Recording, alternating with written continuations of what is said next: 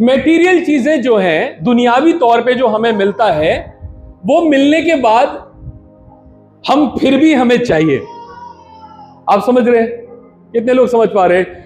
आज आपको गाड़ी मिली ना, कल आपकी उम्मीद होगी कल और चाहिए। आज आपको एक घर मिला ना, कल आप कहोगे अब मुझे बच्चों के लिए भी चाहिए। परमेश्वर मांगते हैं ना? मांगते नहीं मांगते? मांगते हैं। प्रभु आज ये हो गया, कल और चाहिए, अब ये चाहिए, अब अच्छी नौकरी चाहिए, अब नौकरी में प्रमोशन चाहिए। लेकिन ये सब चीजें आपके जीवन में शांति नहीं लाती। समझ रहे हैं? ये सब चीजें आपको खुश कर सकती हैं, आपको एक तरीके से कहा जाए कि आपको एक इत्मीनान दे सकती है, अंदर एक सुकून दे सकती है, लेकिन ये शांति से नहीं भर सकती आपको। जो खुदा की शांति है वो बिल्कुल अलग है। हालेलुया। और ये जो चीजें, जो लोग इन चीजों को ढूंढ रहे हैं, याद रखिएगा, आप जिंदा खुदा की आशीषों को तो ढूंढ रहे हैं, लेकिन आप उसकी गहरी बात को मिस कर जाएंगे, छूट जाएंगे उससे। हालेलुया। मेरे साथ निकालिए, मैं चाहता हूं आप जरूर इसको पढ़ें। जब परमेश्वर ने मूसा से कहा कि हारून से कहना कि लोगों को आशीष दे, लोगों को आशीष दे। हारून यानी पादरी साहब, हारून यानी परमेश्वर का दास, हारून यानी परमेश्वर का हाई प्रीस्ट, याजक। क्या आशीष दी? गिनती की किताब उसका 6 अध्याय और उसके 24 और 25 और 26 पद को निकाल। देखिए कैसे आशीष देता था। यहोवा तुझे आशीष दे जी, और तेरी रक्षा करे, तेरी रक्षा करे, और यहोवा तुझ पर अपने मुख का प्रकाश चमकाए, यहोवा का चेहरा तेरे ऊपर चमकने पाए, उसके मुख का प्रकाश तेरे ऊपर आने पाए।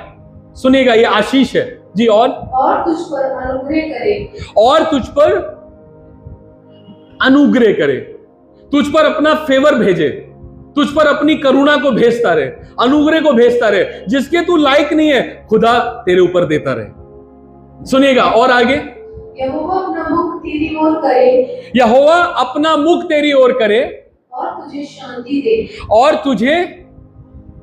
तुझे गौर से सुन रहे हैं, और तुझे, ये बहुत महत्वपूर्ण बात है। क्या है? शांति। बोलिए शांति। एक और शब्द है जो यहूदी लोग अक्सर इसे इस्तेमाल करते हैं, इसका सही शब्द ये है शालोम। बोलिए क्या? शालोम। बोलिए शालोम। परमेश्वर शालोम कहे तेरे ऊपर। हालेलुया। शालोम का मतलब है शांति। जो खुदा देता है वो शांति मेरे विचारों में और मेरे हृदय में होती है। कहां होती है? बोलिए, मेरे विचारों में और मेरे हृदय में, मेरे दिल के अंदर। जब ये शांति परमेश्वर की आपके ऊपर आएगी ना, याद रखिएगा, ये दुनियावी आशीषें आपको चंद पल खुश कर सकती हैं। अब्राहम के पास बहुत कुछ था, बहुत कुछ था, लेकिन अब्राहम की आशीषें आत्मिक ज्यादा थी। हालेलुया। और जब गलातियों, आप किताब पढ़ेंगे, गलातियों की पत्री उसका 3 अध्याय उसके 14वें पद में मैं पढ़वाना नहीं चाहता, लेकिन जब आप पढ़ेंगे तो आपको पता चलेगा अब्राहम की आशीषों में से आज हम सब लोगों ने पाया यीशु मसीह के द्वारा पवित्र आत्मा की आशीष। हालेलुया। आज हम वो आत्मा पाते। ये जो शांति है ये परमेश्वर से निकलती है। किससे निकलती है? परमेश्वर से आती है, और यीशु मसीह के माध्यम से और पवित्र आत्मा के द्वारा जो हमारे अंदर है, हमारे विचारों को शांति देती है, हमारे दिमाग को शांति देती है। मैंने ऐसी परिस्थिति देखी अपने जीवन में जहां मेरे पास जो मैंने मांगा वो मुझे मिल गया, लेकिन फिर भी मन शांत नहीं था। मन शांत। पैसे आएंगे कोई फर्क नहीं पड़ता, मैं आपको सच बता रहा हूं। पैसे परमेश्वर की प्रतिज्ञा है कि आपकी जरूरतें वो पूरा करेगा अगर आप उसके साथ चल रहे हो। आपको घटी नहीं होगी अगर आप उधार देने वाले लोग हो, यानी आप लोगों की मदद करने वाले लोग हो। याद रखना, आपके बच्चों को भी घटी नहीं होगी। मैं नहीं कह रहा हूं।